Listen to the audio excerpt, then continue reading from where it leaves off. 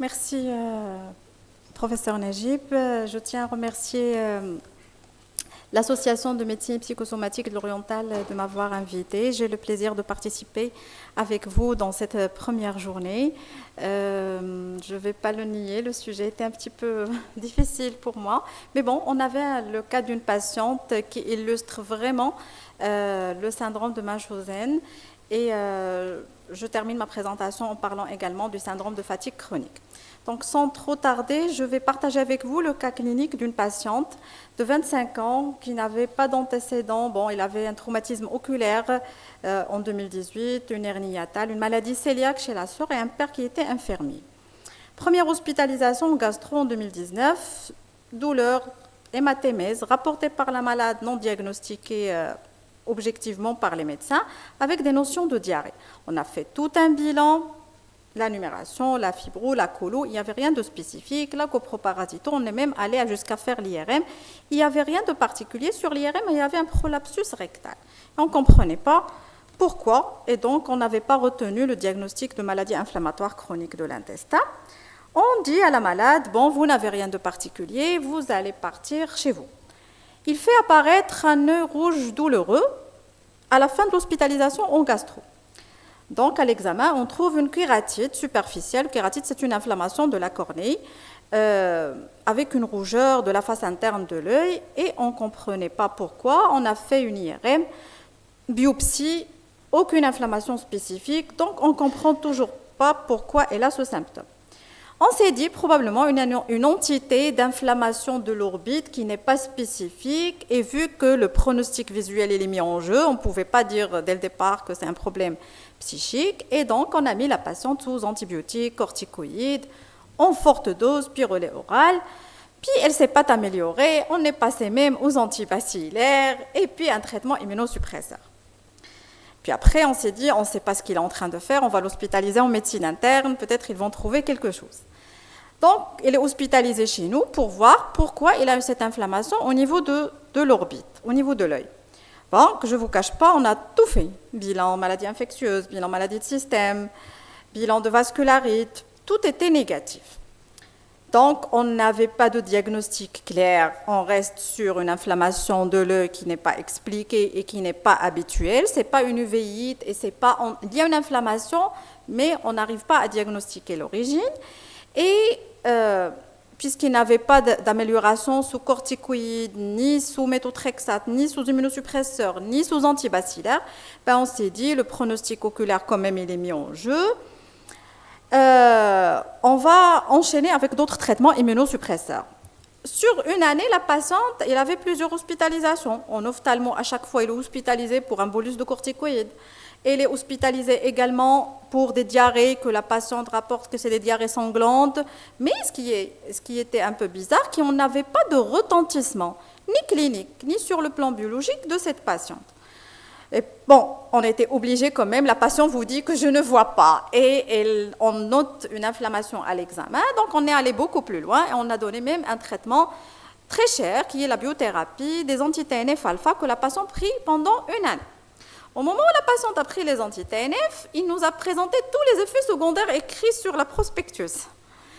Donc on était entre un effet et un effet, bon, visite fréquente à l'hôpital, elle est à l'hôpital. À point de connaître tous les résidents, tous les spécialistes, les enseignants, il connaît tout le monde. Et il n'a pas d'amélioration.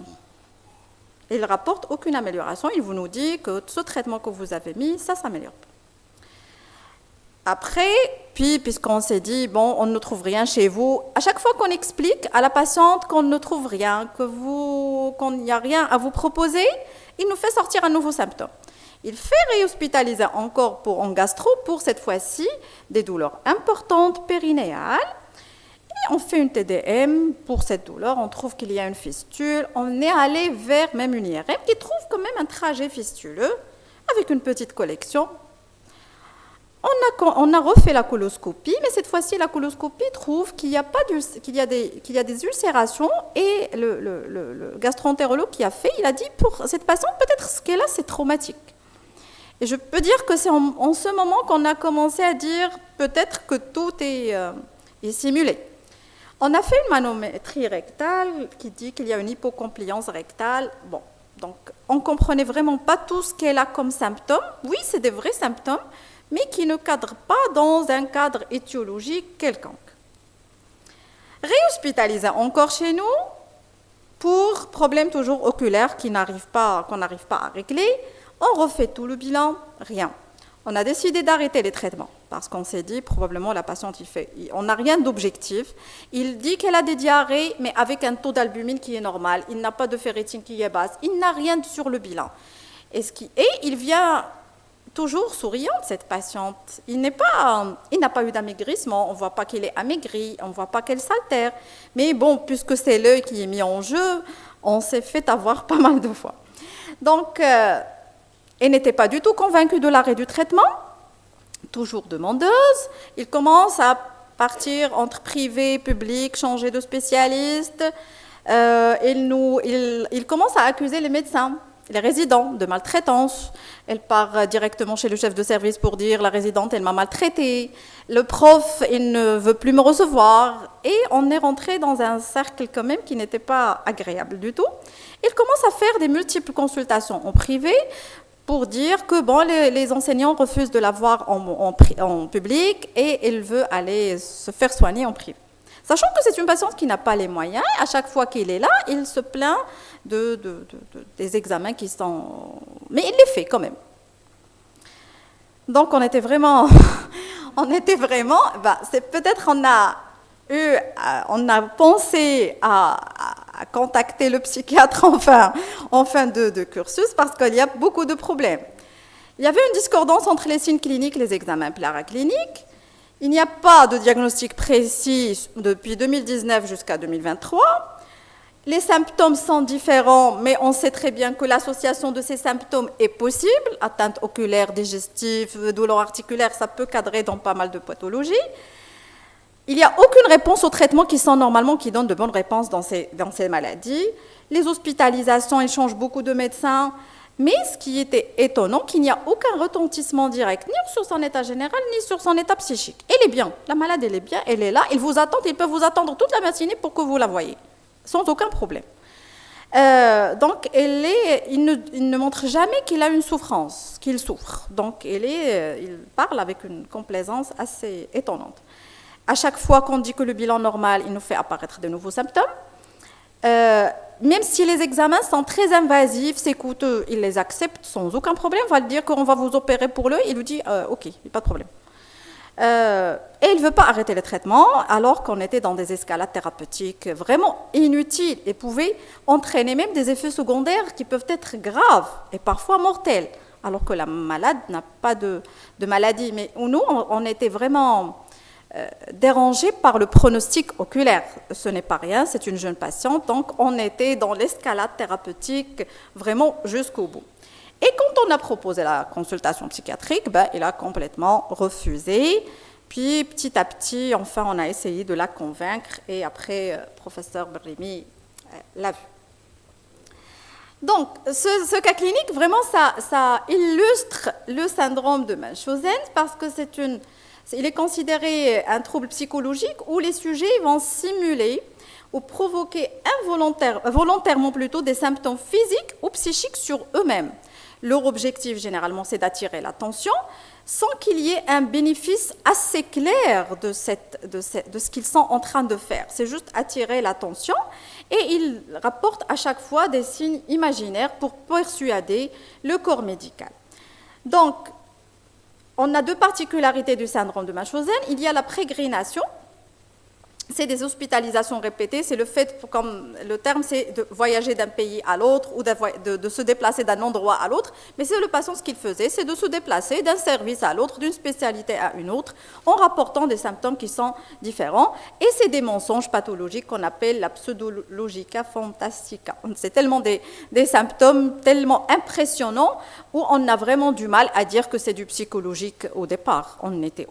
Tout le monde serait obligé de vraiment croire la patiente. Je veux dire, c'est la forme reconnue la plus grave des troubles factifs et généralement associée à un trouble de la personnalité, soit une personnalité borderline ou une personnalité psychopathique. Donc, le pronostic il est péjoratif à long terme parce que c'est des malades soit qui présentent des complications iatrogènes aux opérations ou aux traitements qu'ils reçoivent.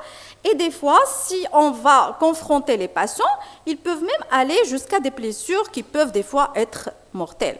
Donc, il faut quand même une prise en charge avec un intérêt de diagnostic qui doit être précoce avant qu'on arrive à ces complications et pour prévenir l'automutilation de ces patients.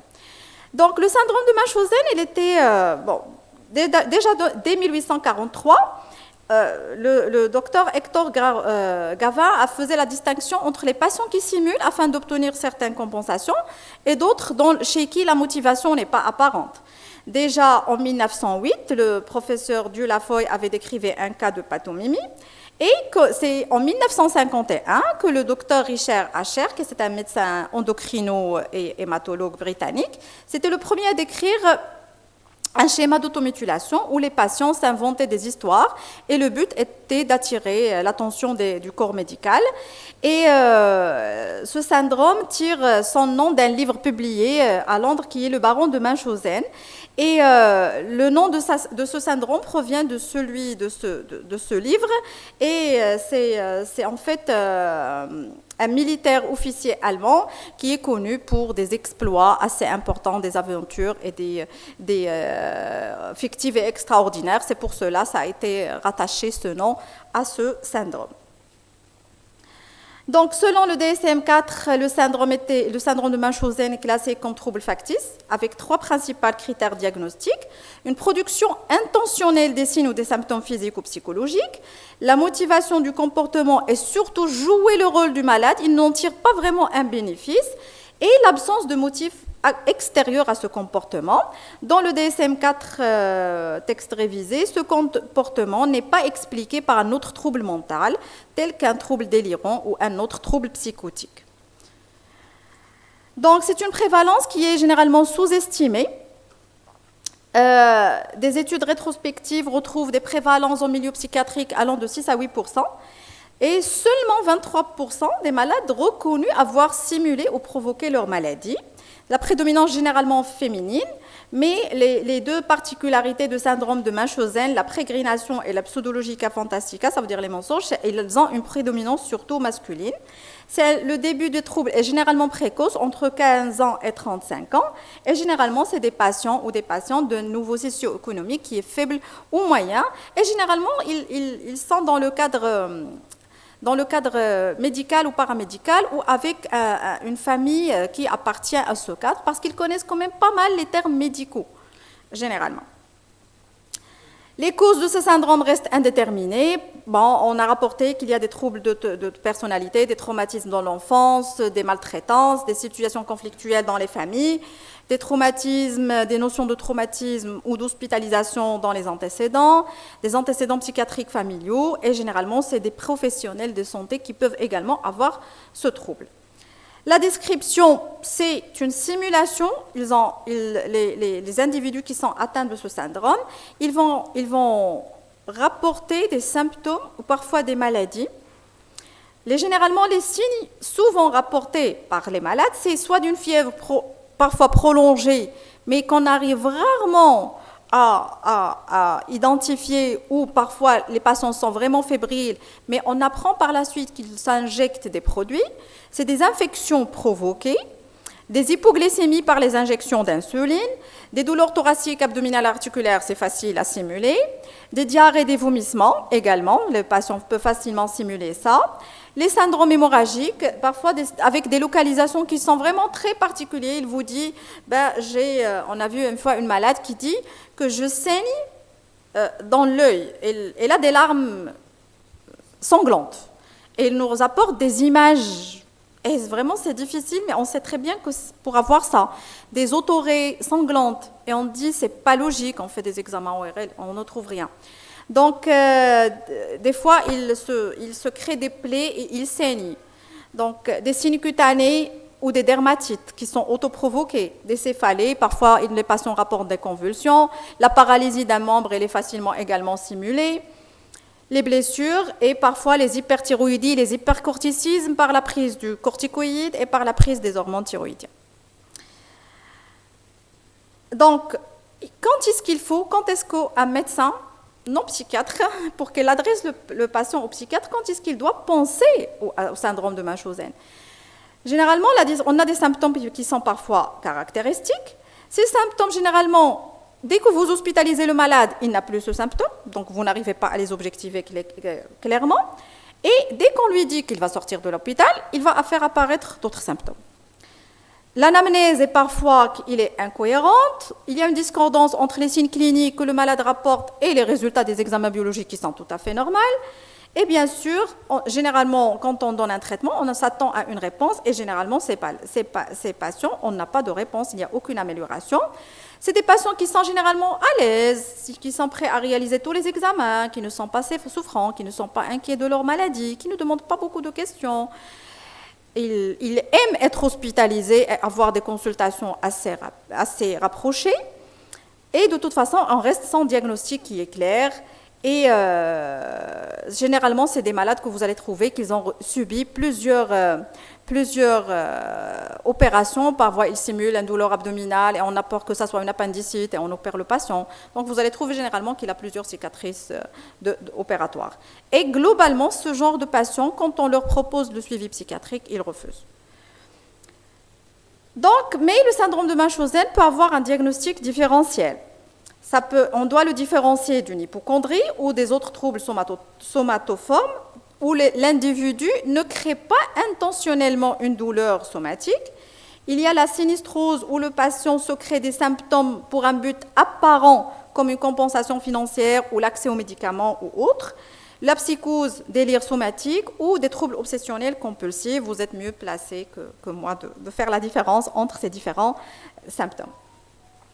Pour la prise en charge du syndrome de Munchausen, généralement, ça doit être une prise en charge pluridisciplinaire, dont le but est de protéger le patient contre les complications iatrogènes des différentes prises en charge, que ce soit chirurgicales ou médicales, et le risque iatrogène des médicaments et également le comportement d'automutilation qui peut être mortel. La solution bénéfique, c'est la psychothérapie cognitivo-comportementale. On peut utiliser des médicaments pour la dépression et l'anxiété. Et des fois, on aura besoin d'une hospitalisation en psychiatrie pour les formes graves avec des risques d'automutilation. Ce qu'il faut faire, d'abord, aussi bien on avait déjà eu une discussion avec professeur Berremi, il m'a dit surtout pas ne dire à la patiente qu'il n'a rien et qu'elle doit arrêter la consultation avec vous. Parce que tout ça, ça va la pousser à faire d'autres réactions ou d'autres symptômes et qui peuvent être cette fois-ci assez graves.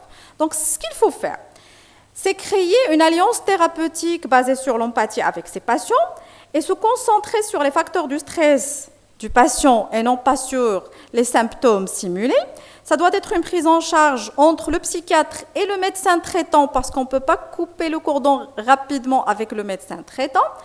Il faut rassurer le patient sur le fait que les soins vont se poursuivre sans pour autant être très exhaustif dans les bilans ou dans les traitements, mais au moins rassurez le patient que vous n'allez pas le laisser.